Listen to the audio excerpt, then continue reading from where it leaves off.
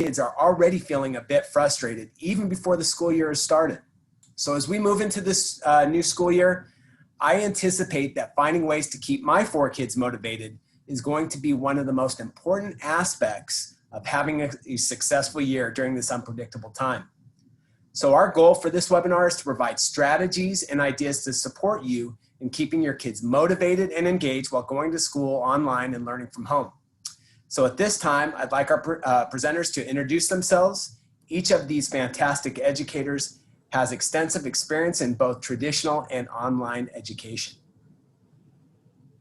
Hi, I'm Dr. Jessie Harkins. I'm lead faculty in the Department of Education and Liberal Arts in the Master of Arts in Special Education program. Welcome to the session. I'm Dr. Denise Maxwell, lead faculty for the Masters of Art in Education. Hi, I'm Dr. Allison Reeve. I am the lead faculty for our early childhood education programs. Hi, I'm Jen Zauer. I'm an assistant professor in the Department of Education and Liberal Arts and work in our early childhood development and child development programs. And I'm Newton Miller. I am the faculty lead for the Education Studies programs here in the Department of Education and Liberal Arts. Thanks, team. So a few reminders before we start today's webinar. First, the chat will be open during the webinar. If you have any questions, Dr. Maxwell will respond in the chat or we'll bring them forward at the end of the session. So at the end of our time today, there will be extra time to answer any lingering questions or questions that you have for the panel. And then finally, there will be a survey sent to you at the end of today's webinar. Please take the time to fill that survey out. We use all of that information to help improve these webinars moving forward and to answer questions that you may have from today's session. So with that, I'm going to turn the presentation over to Dr. Reeve. Thanks, Tony. Before we can talk motivation, we wanted to share a bit how schooling and curriculum works so that you have a frame of reference about why and how you can motivate your learners. This includes the general framework of curriculum and the different types of learning and assessment. We will go light, I promise. And remember that Drs. Maxwell and Lafferty are here to help in the chat if you have any questions. This is not the what or the why, but rather the organization and structure of the content. Most curriculum, regardless of the age it is intended for, is based on a spiral. This doesn't mean that semester after semester students are learning the same thing, but instead they are deepening their knowledge of content where each successive encounter builds on their previous exposure. Within a spiral curriculum, topics are revisited, and each revisit increases in difficulty, which may be very gradual. So gradual that you might think to yourself, hey, wait, we did this last week. The new learning is always associated with the previous learning. As the difficulty slowly increases, so will the skills and abilities of the learners. We wanted to share this behind the scenes information with you to let you know that it is okay if your student doesn't get things fully the first time. It will be repeated, built on, practiced, and revisited multiple times, and not just in this one year. The spiraling of knowledge through the curriculum leads us to a distinction between the most common building blocks of learning and assessment. These are formative and summative. Formative learning is meant to check students' understanding and to plan future learning opportunities that are needed for student success. Teachers are using this to figure out student need. It is ongoing, actionable, and happens during instruction. People consider this assessment for learning. This is the opposite of summative, which is considered assessment of learning. I'll say it again as only the preposition changes. Formative is assessment for learning, and summative is assessment of learning. Summative is thought of as a fixed point in time. It is used to evaluate student learning at the end of a unit or a set time period. It happens after instruction is over. The learning is often compared against a learning standard or benchmark to prove or substantiate a grade. The most common examples of these are unit tests and standardized tests. Formative and summative learning, coupled with a spiraling of content, is important for all people who work with kids. I wanted to share this with you as it points out that kids are not meant to learn everything immediately, on the first try, into mastery. Every last assignment they turn in does not need to be perfect. It is a process. It is really important for you to curb your own tendencies for perfection or for hovering and allow your children to complete work independently to the best of their current ability. Yes, you can help, but if you find that you are the one doing all the work, gluing down the pieces for the mission project while your fourth grader has been asleep for hours, then it is time to step away. If you are turning in your work rather than the child's, the teacher cannot find the gaps or the issues. They need to know what your child knows and is able to do. This can be intensified with remote learning. Part of being the parent that doesn't do all the child's work means that you should be prepared for some of the learning to be a struggle. But let me allow you to be part of this little secret. Lean in. I might have to whisper it. Learning is meant to be hard. Learning causes what is called disequilibrium in the brain, and it makes you feel exactly like it sounds. You are off balance, discombobulated, disoriented. It takes your brain a while to either accommodate or assimilate that new learning. My kids' school uses the phrase, the learning pit, to describe this sensation. At the edge of the pit, you may be feeling excited and giddy to start a new adventure. As you fall into the pit, you might experience confusion, uncertainty, frustration, and you probably make lots of mistakes or missteps. However, it is within the struggle of the pit that true learning takes place. Out of this struggle, your brain makes sense of the new learning, and you gradually exit the pit, armed with new knowledge or a skill you didn't have before. Teachers can provide solutions for parents for what to do when your kids get stuck in the pit. This varies from class to class and greatly across grade level. This might be a great question to ask your teacher specifically when you have a meet the teacher or back to school night. As a parent, I love having the conversation with my kids about how they are feeling about their learning. They could tell me they were in the pit, which is great metacognition on their part. Metacognition is how we think about our own thinking. It is being aware and understanding of one's own thought processes. By saying they were in the pit, they were telling me how they were processing their learning. And if you're a parent or a caregiver in the pit right now, it is okay. I've had many pitfalls during the transition to distance learning. We are all learning together. I myself, as my kids' distance learning provider, had to take a teacher in service day at the end of the last school year. I was wiped out, and I'm a trained educator. Give yourself some grace. As I said, the most important takeaway here is extending grace to yourself. Your kids might not get it the first time, but they will get it, and their teachers are there for you. Next, Newt is going to talk about how we can work towards setting and achieving goals with learners of all ages. Well, hello, everyone.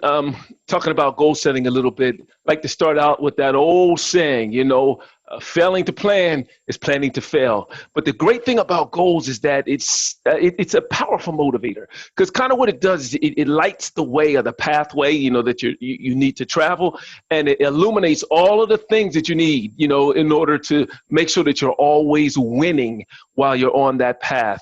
So there are two types of goals, long-term goals and short-term goals. So as we move on, the short-term goals that we want to kind of focus today is that, they could either be, as we move to the next slide, the short-term goals could either be things that take place, in a month or a week, or it could just be a day or an hour. If we move to the next slide, please. Not exactly sure why that's happening, but it happened. Let's go to the next one. Improvise, you guys. What you need to do as you're setting your goals is make sure you get everything on the table. So when you get everything on the table, what that does is it lets everyone involved know what's accomplished, what's needed in order to accomplish the task. And three things have to happen. First, you got to talk about it. You have to get together and talk together as a family with your child and as parents, not talking at them, but talking with them. I don't care how old they are or how young they are. It has to be a didactic. It has to go back and forth. And then you have to have some place in your house, on the back of a closet, on a wall, on a refrigerator, on a mirror, some visual display of those learning goals and where they're going to be, so that everyone kind of knows, what's required, whether it's just to get through the day, the week, a task, or whatever the case may be. And what this does is it highlights the focus. It highlights the finish line and makes it a whole lot easier for you guys to focus on moving forward. And what we want to do now after that is make sure that you create a success experience, which is the next slide. There you go. We want to create a success experience. And that success experience has to happen on a daily basis. So when I used to teach math, I taught students that didn't like math. So in order to get them to do math, I made sure that they did things that, they could do. It gave a feeling of accomplishment. So they wanted to do more. The same has to happen with you and your child. So you need to create daily successes for not just you, but for your child as well. And in order to do that, you got to make sure that your goals, your tasks, the things that you set in front of you are realistic. They make sense and that they're attainable. They're things that can actually get done. But most importantly, they're agreed upon, not just by you, but by your child. What this does is it puts both of you in charge. It puts you both in charge of what's going to be measured and how the rewards, whether they're intrinsic or extrinsic, are going to be delivered out. And I'm sure later in the presentation, someone will talk about those two different types of rewards. So I have a method that I use. I call it the commit, calendar, and cross method. So there should be a picture of it. There you go. And what we do is every day you commit time to the task. So your focus is on the time to the task, not the task itself. You commit time to a task. You get yourself a calendar, and every day that you successfully accomplish committing that time to the task, whether you got the task correct or not, but you committed the time, you go ahead and you cross it off. And why this is so important is because it works more than one modality. It allows you to have a visual representation of your success, a visual representation of all the great things you're doing, which makes it a whole lot harder for you to quit on yourself after you see how great you're doing. So the parent's role in this thing is real simple. If you're an elementary parent, it's basically to facilitate the learning process of your child. So facilitating means this: you're going to set up goals, you're going to set up schedules, you're going to do these things, and every time there's a transition, guess who shows up? You.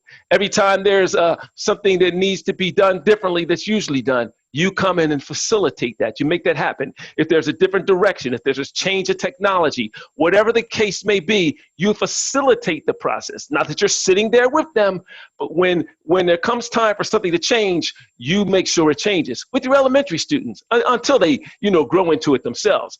But for the secondary students, you're a monitor. You're more of an assessor, an evaluator. You're showing some trust in your secondary student. You're laying things out. You're working it together, and then you come back periodically and you monitor their progress. You monitor that they're staying on task and moving forward, or if they're doing like my grandson does, opens 2 screens and is watching YouTube while you're not watching. So when we're talking about those are short-term goals. Let's talk a little bit more about long-term goals, you guys. So when we look at the long-term goals, what's beautiful about these, I enjoy long-term goals. It creates an opportunity for you to have a larger and deeper conversation with your child. So you can forecast into their future, whether they're an elementary student or a secondary student. Setting up long-term goals not only gives them a clear path so they can be more successful and more targeted in their actions, but it builds a bond between you and them, which makes it more motivating and more fun. And to do that, we use a thing in education, we call it backwards design. Now, that whole backwards design process, right, it's built up of a few things, but in essence, in short, there's a gentleman by the name of Stephen Covey. I think it's 1998 or so, or 89 maybe. He wrote a book called The 7 Habits of Highly Effective People, right? And the second habit says, begin with the end in mind. So backwards design is kind of built on that foundation. Whenever you're backwards designing a thing, you start from the finish line. So in other words, I want to know, what do I need to do to accomplish this task? And that's where I start. And despite your focus, whether your focus is on just finishing the school year, for instance, or whether it's on career in college, something that's further down the road, they're long-term goals, and they both have the same 3 steps. So you utilize that backwards design by, if it's, say, the calendar year, the school year. Basically, the difference between these two, by the way, is just a mindset. It's a shift, a cognitive shift in your thinking and your mindset. Same steps, just different thinking. So if you're looking at the school year, then you just determine the requirements. You look at the end. What do I need to do to finish this school year successfully? Right? And then you start mapping backwards from where you are, setting checkpoints and milestones, right? From what it takes to accomplish or successfully complete the end of the year. And after you have all of those milestones backed up to where you are, you just start moving forward from wherever you're standing. The difference between, say, a school year and something a little longer term is just your thinking. So instead of just determining the requirements, guess what? You get the opportunity to sit with your child and research the requirements. So now you're modeling learning, you're bonding, and you're talking together, and you both have a real clear path of what it takes. So for instance, if they want to be a doctor, you don't say, okay, you need to finish middle school, high school, college. No, you say, I want to be a doctor, so I have to do my residency, I have to do med school, I got to take my MCATs, and you move backwards to where you are. That way, in that research process, you're discovering everything that it takes to create the milestones and checkpoints. And then you just simply start from where you are. And again, the same method you can use, that whole commit, calendar, cross method will work beautifully, whether it's a short-term goal or whether it's a long-term goal, because you need a visual. You got to bring in all your senses so you can keep yourself what? Motivated. And when you see how great you're doing yourself, I'm telling you, it's a whole lot harder for you to quit on yourself. Now, let's just be honest. Let's address the elephant in the room. Now, I grew up in urban arenas, right?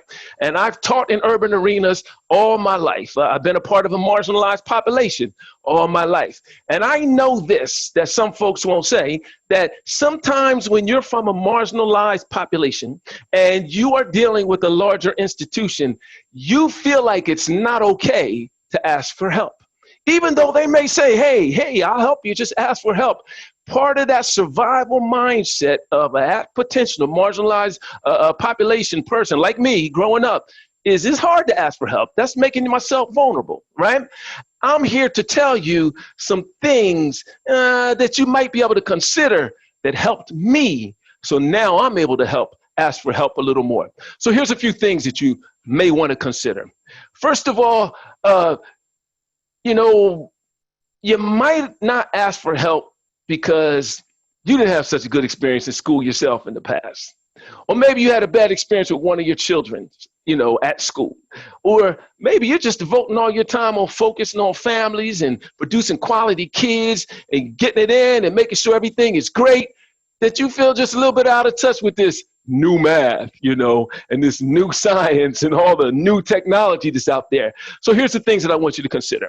I want you to understand, first of all, that out of all the people on the face of this planet, you are their greatest motivator.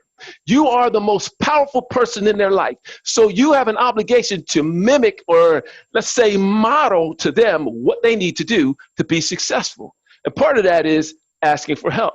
So what you want to do is you want to see your child as the gigantic 50-foot tall oak tree with all those branches and leaves that they are, not the acorn that they just happen to be right now. You have to see them as the oak tree that they're meant to be. And when you speak to them, you talk to them like they're an oak tree. and not just an acorn. Another thing that we want to remember, me growing up in at potential populations, one of the success strategies that I learned is that, coming up socioeconomically distressed, in order to survive, we needed each other. So community is a survival tactic for at potential populations, right? So here's what you want to do. You want to connect with your community. You want to look around and you want to see who else is having similar problems, similar woes, hard to schedule, work schedules, not know this, need to share that, whatever the case may be, and you want to get vulnerable with each other, because it's okay to do that, and connect. And you want to do what that old African proverb says, you want to create your own village. And that village that you create is one where you're going to get real with each other. You're going to support each other and support each other's children in any way that's possible. And finally, I suggest that you follow organizations, larger organizations that have been working with at potential and marginalized populations for so long. And I think on the next slide, before I get out of your way, I'll show you a few resources that are available to you.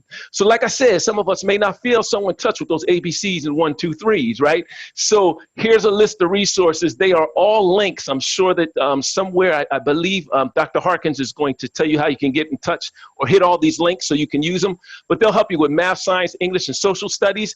And then also the bottom chart are some places where you can connect and network with organizations that have already been working with populations like the one I grew up in, so it can be a whole lot easier for you to ask for help.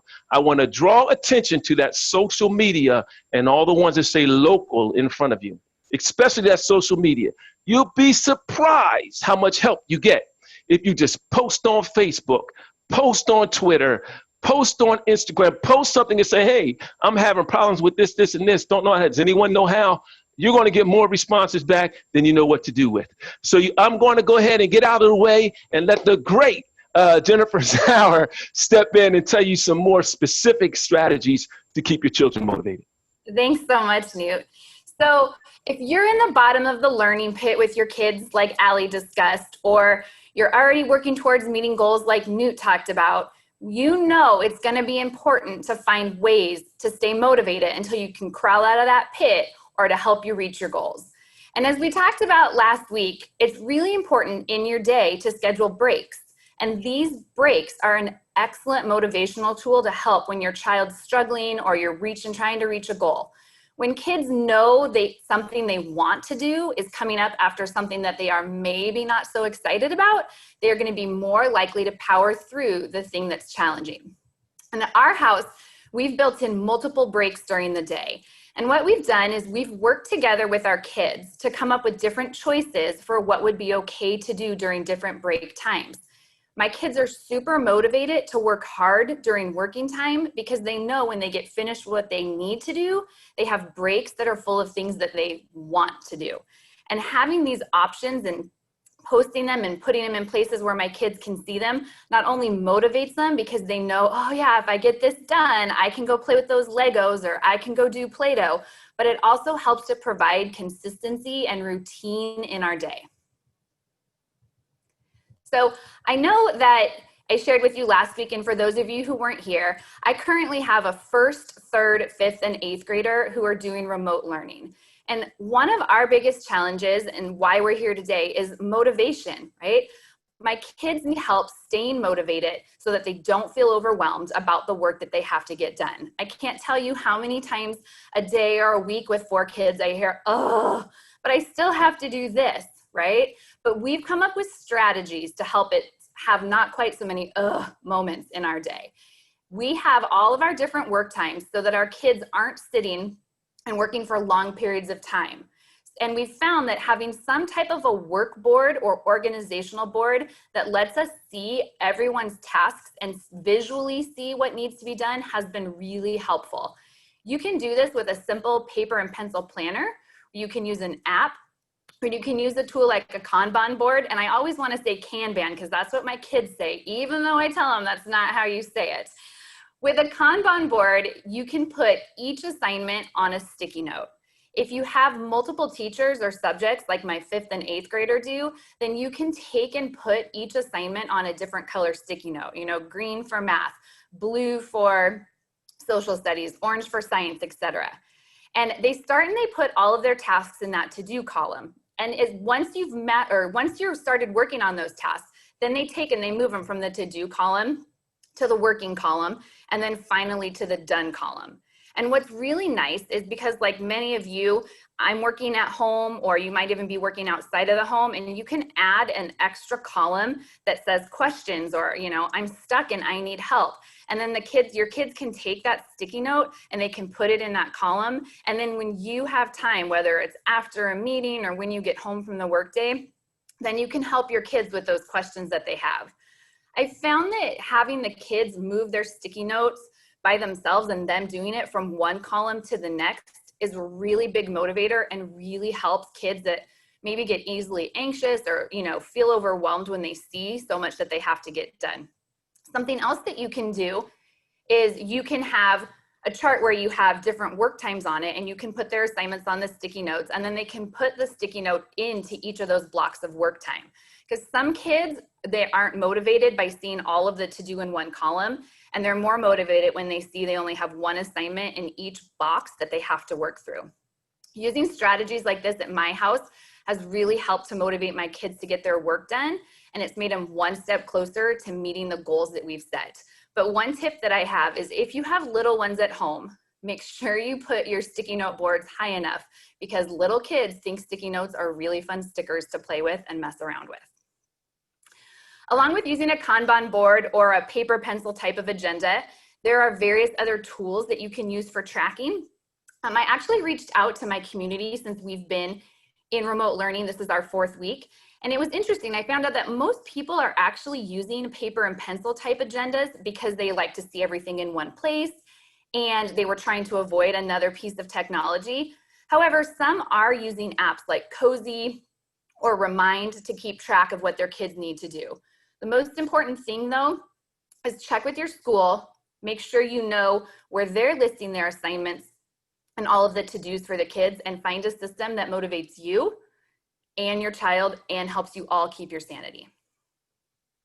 So another really big motivator I've found and that we see is kids being able to connect with their peers. And we know that everyone is at a different level of comfort regarding in-person social interaction, but even if you're not comfortable with it being in person, it's still a really great motivator.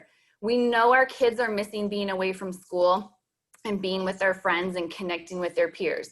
So we can and should find ways to encourage social interaction.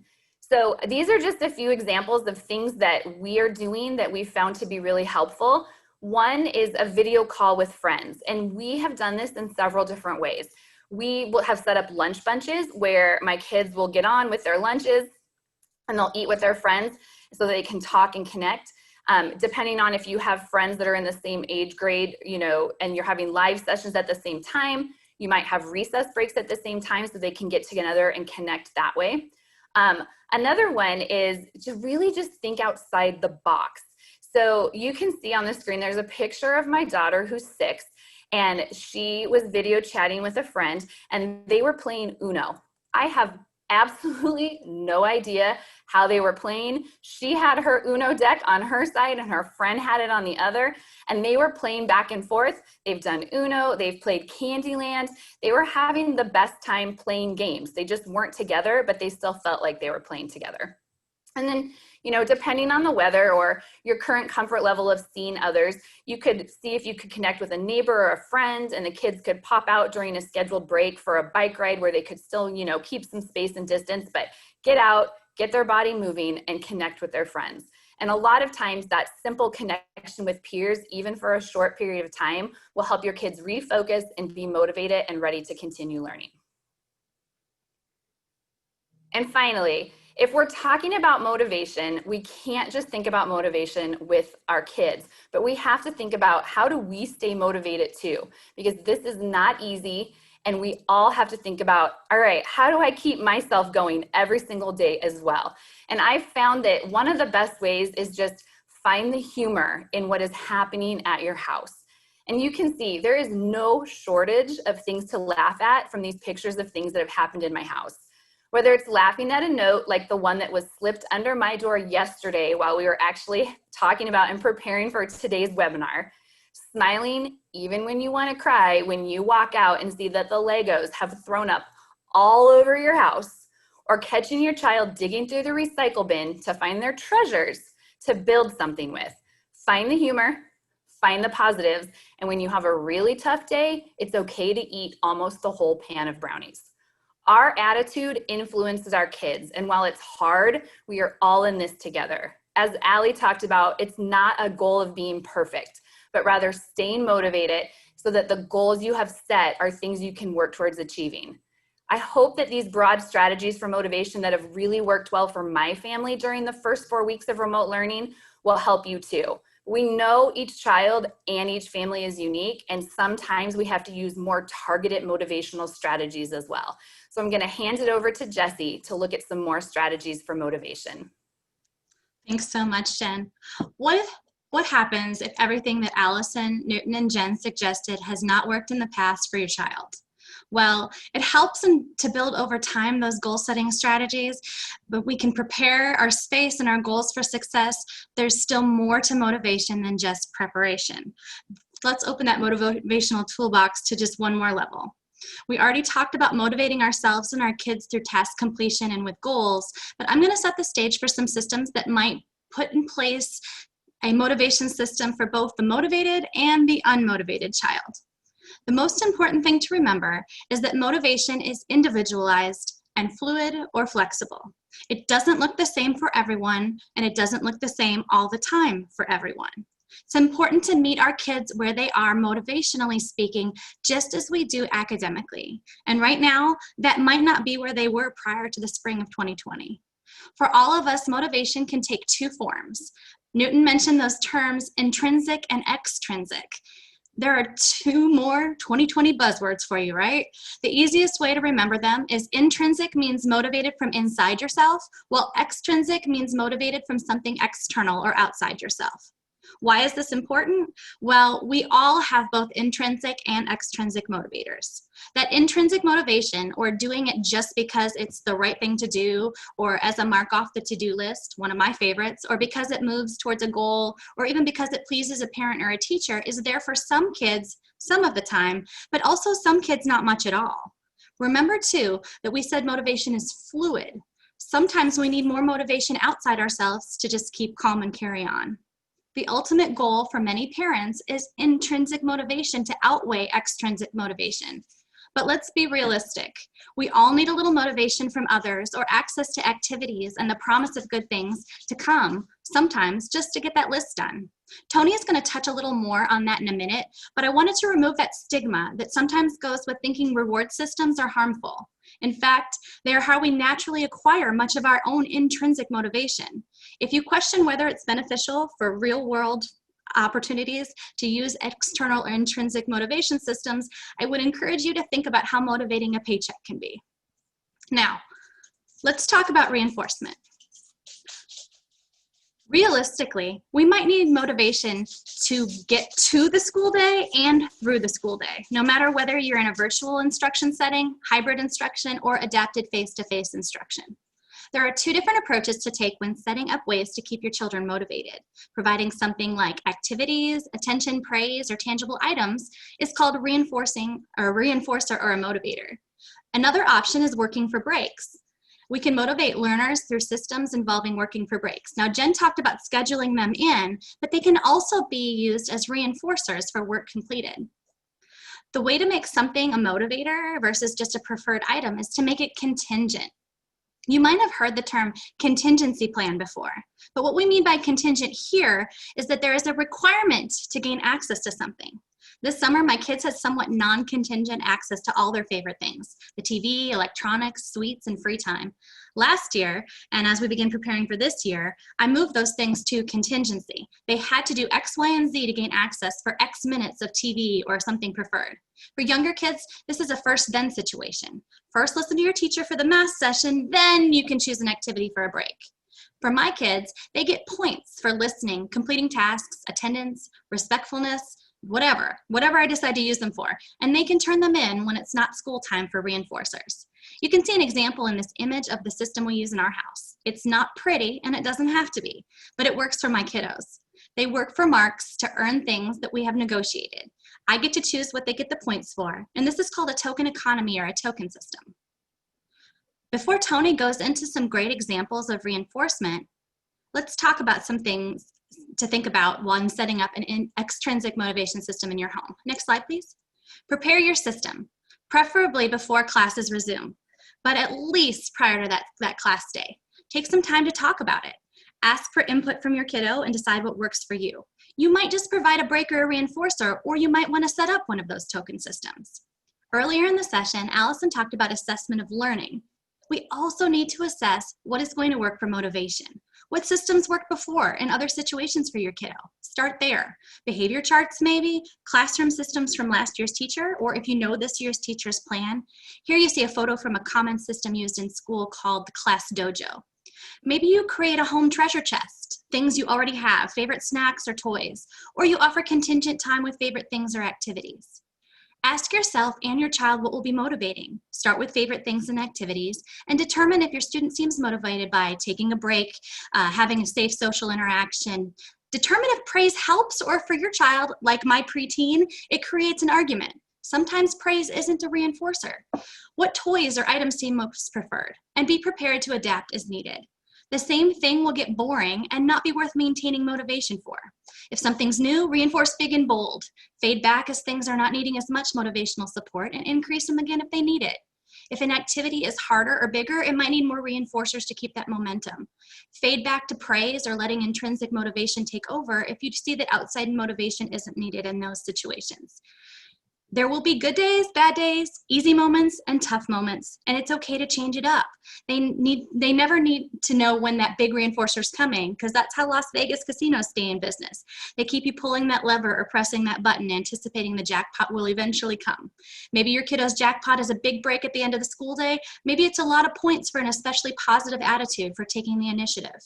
As I said, motivation is fluid and flexible, just like this slinky. Being able to keep up with changing moods and expectations allows you to support your child with motivation. This is how and where the concept I mentioned, known as a token economy, can come in handy. Now, Tony is going to dig a little deeper with some examples. Thanks, Jesse.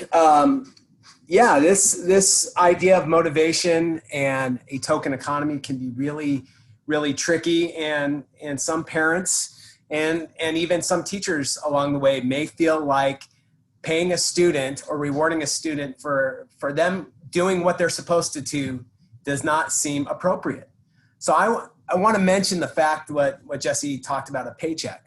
I love my job. I work in the best university in the world. I love the people I work with. I love my bosses. I love our students. But every 2 weeks, if I didn't receive a paycheck, I probably wouldn't be here very long. So some of our students also operate on this idea of a intrinsic versus extrinsic type of motivating process in order to complete tasks. So I believe that if a student is not motivated to do their work, it's our job to figure out any way we can to motivate them. So there are many strategies. I'd like to share two that have worked for me, not only as an educator, but also in my home. So the first is a reward system, a token economy. It's important to understand what motivates your child. It could be video games, a favorite dessert, time with mom or dad, a caregiver. Really, it could be anything. So how do we do this?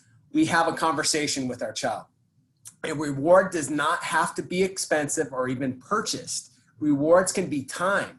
They can be, as Dr. Harkins mentioned, it could be breaks. It could be a trip to your park, your favorite park. And also, it could be the use of technology or screen time. So, identifying specific tasks. So when you look to reward your child, you have to identify a specific behavior. So it could be time on task. It could be completing an assignment. It could be reading for a specific period of time. Really anything that you want it to be, but it should be specific, okay? So make the goal attainable. So this is really important. Your child has to believe that the target is attainable. So example, If you want your child to be on task for 45 minutes, but right now they're only getting to 5 or 10 minutes at a time, don't set the target for 45 minutes. Maybe set it for 7 to 10 minutes. So when that's achieved, move to 12 and 15 minutes and so on. Okay, so progress should be visible. So, when we look at the visual here of that marble jar, that's a visual reminder to students. So you can use a marble jar, you can use fake money, a progress chart, really anything that is visible that represents that the student accomplished the task. This will allow your child to see their success, and this in and of itself is very motivating. So several years ago, I started running, and I ran a half marathon a couple years ago. Let me tell you something. I wasn't super motivated at mile 3, mile 4, mile 5, but when I started to see those markers, those mile markers, 10, 11, 12, that really increased my motivation to finish. And the same can be said with the token economy and a visible system where your son or daughter can see their progress. Okay, be consistent. So you have to be consistent when you have some kind of reward system like this. So you can't do it on Monday, Tuesday, take Wednesday, Thursday off, do it on Friday, take a week off. It loses its credibility. It's no longer motivating. You have to be consistent once you put this in place. Okay, positive reward. So positive, not negative or punishment. So example, in my house, so I have 4 kids from 3rd grade all the way to a freshman in college. Screen time is an issue. It has gotten in the way for all of my kids. So instead of taking it away, kind of like Dr. Harkins referenced, we use it as a reward or a positive reinforcement.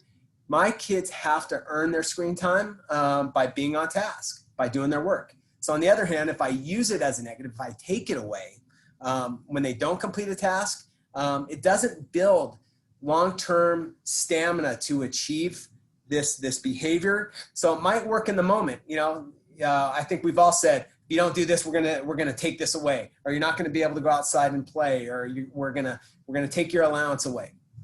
So, but what usually happens in that moment, it's emotional.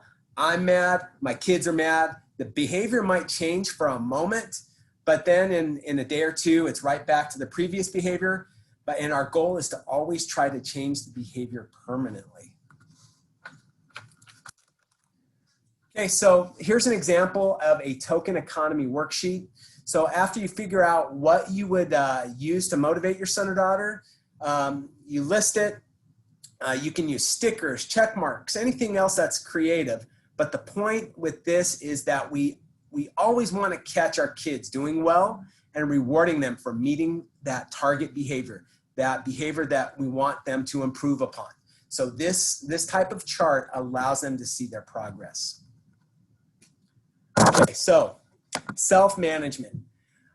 In lots of ways, these types of token economies are really, really great for younger kids, for elementary age kids, but what do we do for the older kids? So self-management is the act of a student using that metacognition that we talked about earlier, of managing their own behavior, thinking about their own behavior. So again, we got to identify that target behavior first. What is it we want to improve on? Is it time on task again? Is it completing homework? Is it paying attention to their teacher on Zoom? Is it reading? Whatever. It's you really just have to identify that target behavior. Okay, so how does the student manage their behavior? So again, this is this idea of self-management and having them take ownership of their behavior as much as possible. So one of the things that we use to help this is a prompter or a timer, alarm clock, something that really triggers a reaction from the student. So when they're prompted, we teach students to ask themselves a question. So if a buzzer goes off, okay, then they say, am I on task? Am I reading? Am I doing my work? So the answer should be either a yes or no answer, okay? So frequency, same as previous strategies. You got to look at those attainable goals. You got to make your child responsible for the self-graphing of their progress. right? So again, using a chart, having something where they can, maybe for every class that they can say yes or no, I was on task, something that they can see that really prompts them to see their progress, okay? And then how long? So same as we do with the token economy and trying to increase the length or the stamina of the student accomplishing that behavior, we want to increase the amount of time related to that goal. We want that goal to be attainable, but we eventually want to get rid of the intervention. Okay, so is there a reward? So as kids get older, we want them to be intrinsically motivated, but the truth of the matter is some kids still are not completely intrinsically motivated. They need an extrinsic push. I taught high school math for special education students for a long time, and I used a token economy system with them. So what we wanted them to see eventually is the long-term benefit of staying on task. But that being said, you can have a reward. It could be computer time again with students. Maybe it's using a car. Maybe it's time, time away from home with mom or dad. Whatever it is, it has to be motivating to the student. So tools to stay focused. So what does an egg timer have to do with being motivated or engaged? So again, as kids get older, they may not be as motivated by rewards. So Dr. Miller discussed goal setting. One of the things though that happens with students, they may have a goal, but they also can become distracted or bored, especially if they're at home sitting in front of a computer for hours on end. So you can use an egg timer that helps them manage themselves. You can use a regular timer, a motivator. Have students set the time for a time that feels doable to them. 5 minutes, 10 minutes, when the timer goes off, they ask those questions. Am I staying on task? Am I doing my work? And then extend the time. So once they've answered the questions, you again, set the timer again. And again, the goal is to increase the time. So you can have them fill out and record the results using a worksheet similar to the one that we used with our younger students. The student would mark down if they were on task and answering the question. So again, part of this is to provide them with a reward that can be provided by a parent. It doesn't have to cost a lot of money. And with that, I'm going to turn it back over to Jen. Thanks, Tony. I know I keep saying it, but I really can't say it enough. Motivation does require you to be flexible and respond to your students' personal needs with that consistent reinforcement Tony was talking about. How do we recognize when to change and how to make it work? There are a few things you can do to increase the likelihood that your reinforcement system will be effective. We said it once, but it bears repeating. Make sure it's contingent. Your child should know what they're receiving it for and not just have free access. They should be immediate. Now, don't interrupt the live video class session to give your child a snack or a point or a reinforcer, but as soon as you can, after that good thing happened, give them that reinforcer. Making the system individualized for your child's needs and giving them the appropriate amount, not too much, but keeping enough to get them going is really going to help it stay effective. Some days at my house, doing the dishes gets 5 points. Sometimes it gets 1. Sometimes attending to a session gets you a, you're awesome. And some tough, unmotivated days, they get a, okay, you can go play Pokemon for 20 minutes. You earned it. Bring your materials within a lesson to motivate your child and support that instruction. If your teacher thinks it will help, you can always reach out and find out if you can actually have more motivating materials in a lesson to support individual child's needs. And don't be afraid to collaborate with the teacher to bring in manipulatives or other tools to support students who have attention issues. Check with the teacher to see if you can use one of those self-management systems Tony was talking about collaboratively to keep your child engaged in those live sessions. It's okay to reinforce something that you thought they already mastered and were doing independently when it's a rough day. And it's also okay to err on the side of more motivation than less anytime, but especially right now. As Newton shared, it's also okay to ask for help. Jen is going to talk some more about that now. So speaking of asking for help, we just wanted to reinforce that there are lots of people out there who are willing and ready to help. Connect with your child's teacher. Find out what tools are in your school's learning management system or LMS to ask for help. You can reach out on the phone, email, text, FaceTime. Find out what works for you, your child, and your teacher. And remember, your child can reach out and connect too. You can reach out, your child can connect with their friend, or you can even ask your own friends too. They might not have the answer, but like has happened for me many times, sometimes it's just the laugh I needed, or the you've got this Jen speech I needed to hear to keep me going. And finally, remember, there is no wrong time to ask for help. It might be when you're getting started, in the middle of doing work, or after something's done and you or your child thinks, I'm not really sure what went wrong here, but I need to find out so I can keep moving forward. There's a village standing by ready to help, and that includes us here at Ashford with our open source resource page that Jesse's going to share. Thank you, Jen. As Denise and Iris have been sharing in the chat as we've gone along, we do have an open source resource page available to you. It's a flexible space. It's always growing. New resources are added regularly. You'll find more detailed information about the topics we've covered in this session, as well as in previous sessions and webinar recordings and well beyond that. If you don't find what you're looking for, there's a place for you to request additional resources as well. Dr. Farrell, back to you. Thanks, team. So just a brief summary. Learning's hard, set goals, be flexible with your motivation, always keep it positive, and whatever you do whatever you need to do to motivate your student to be successful. With that, I'm going to open it up for Q&A. So Dr. Farrell, there are some questions that came from various participants. I'm going to go to Allison first. Allison, you talked about the learning pit and that if your child was having difficulties to reach out and speak to their teacher, do you have some suggestions as to the most effective way that a parent can communicate with a teacher, particularly if they are doing all remote learning? Sure. With lots of remote situations, I've seen teachers setting up kind of office hours like you would think of when you were in college and went to visit your professor. They do them remotely, but it's a time for parents to come together and ask questions. I found with my kids at the end of last year, a lot of us had the same questions. And so it was so much easier if we could show up in a Zoom meeting for 30 minutes and hear those questions, because she could answer all of us at once as opposed to sending out email after email.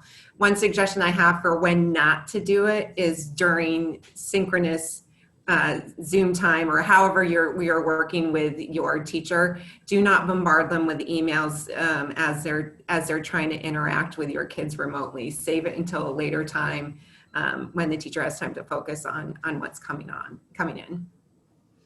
And to add to that, if you can be as succinct as possible, thinking about how many parents each teacher has to communicate with, if you can bullet specifically what your question is, because the teacher would be challenged to read really lengthy emails. So as quick and to the point as you can be, I know the teacher would greatly appreciate it, and it will facilitate greater communication.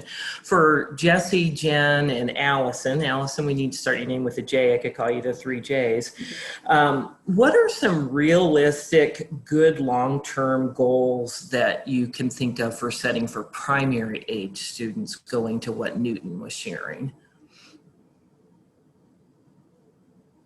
Who wants to start? As Newton said, I don't think that it's ever too early to start looking as long-term as you want to go. If you're looking at long-term for the end of the school year, just talk to, your child's experience the last school year and how it had a lot of flexibility. Talk to them about the types of goals that might be appropriate to them. It might be a skill that they want to increase over the next few years. You can also be looking ahead to what's coming, but I'm going to defer to my colleagues for some more specific examples. I think those are great ideas, Jessie. I think too, when I think of younger kids and trying to help motivate with goals, a lot of times I think of, what's a specific target that they want to reach? Do they want to be able to multiply? Do they want to learn their multiplication tables? Is it their goal that they want to read a chapter book? Find out what are those motivators when it comes to what they want to learn, and then set goals. Okay, by December, I want to read 3 chapter books, or by December, I want to be able to know my multiplication facts all the way to 100, but find out what's exciting about them, because then once they achieve those academic goals, then they're going to be ready to move on to the next. And then the bonus is, it will reinforce the skills that they want to be learning anyways. and as so many people have said, having them be motivated is a huge piece of a goal. If you set that goal for them, good luck with it actually coming to fruition. They need to be part of that process. And it varies so greatly based on the age of the children. And so we will be next week presenting on some of our early learners. So anywhere from preschool through 5th grade. So we will speak specifically to that and for that age group. And then we'll talk about middle and high schoolers the week after that. So we will get into that a little bit more, I promise.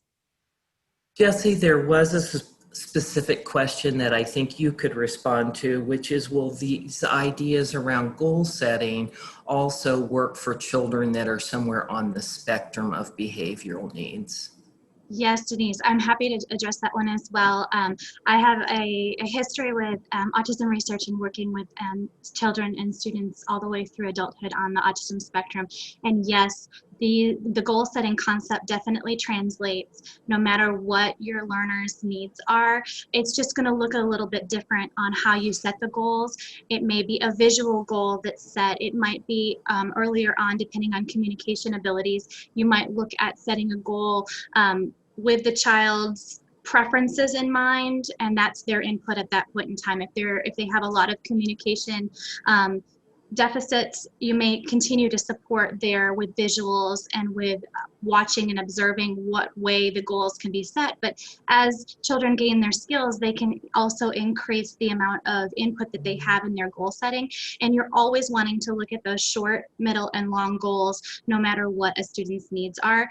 And I believe Lorraine was the name of the individual who asked that question. If you wanted to reach out to me directly, I'll put my email address in the chat and we can talk a little bit more. And there are additional resources about special education supports on our website. Newton, when you were presenting, you made a suggestion that you agree upon the goals. Could you give any suggestions for how to frame that conversation, maybe to reach compromise with a student who's maybe an adolescent? So I spent my life in middle school and high school, middle school principal, high school principal, and one of the things we built was what we called an intervention convention. And when a student came into that intervention convention because they needed extra help, the first thing we did was we sat down with them and we explained to them their weaknesses according to what this test or whatever was saying. That conversation was raw and real, and at that point, was saying, okay, what can we do so that you can, fix these weaknesses? So, and the student agreed upon that, and they always met that goal within 2 weeks, and we did well. So I'm saying that to say this: when you're talking to an adolescent, the game changes a little bit different than it does from a kindergartner per se. Now the goals are kind of set. They're not just what they like. The goals are now things that they have to accomplish because, they're there, whether it's school or whatever the case may be. So you frame that conversation around the targets that are fixed, and then you back into them saying, okay, here's something I'm suggesting, or here's a tool I have, or here's what I've known worked before. What do you think will work? How can we do this? So you give them power, you give them ownership in that conversation, and you give and take a little bit so that you make sure that, again, it's realistic to them and attainable, something that they actually can do and will want to do. And if you move from there, I think you'll see some good success. Takes a little practice, though. Great ideas and suggestions, Newton. Tony, one for you before we completely are done. It was one that came about last week, and I thought you could speak to it, which is you are at home trying to help your different age groups of children be successful, and your boss is also wanting you to complete certain things, a spreadsheet, a timeline. What suggestions do you have to working parents as to how you balance all of the different needs that are going on simultaneously? Wow, you gave me an easy one. One of the things that I would say is there's no playbook for this. I think I mentioned it last week. So there is no right answer. I think clear communication with all involved is certainly important. There's a good chance that your boss is also going through the same thing, and just saying, hey, I have this situation happening at home. What can we do to make our work environment flexible so I can support my kids and then also make sure that I get my work done? And I think, here within Ashford and the Department of Education Liberal Arts, we've certainly, we've had those conversations here and we've had to be flexible. But at the end of the day, I always think, in my case, and with my 4 kids, my kids are certainly the priority that I have, and really making sure that their needs are met, but also at the same time having a conversation with my boss and seeing if we can create a schedule that works for everybody. Thank you for that. And we have posted the link to the survey, and also for those of you who want to share the resources or the recording to the webinars, this one will be posted in a few hours if you need to go back and see part of it. Tony, turning it back to you. Thanks, Denise. Great presentation today, team. Lots of great information, usable. So what I would say to parents next week, you heard Dr. Reef mention that we're gonna focus in on younger learners, pre-K through 5th grade. This is the way we learn from home, learn from home, supporting elementary students with online learning. And so we hope that we see you then. But until next week, have a great week, great weekend, and thank you for coming.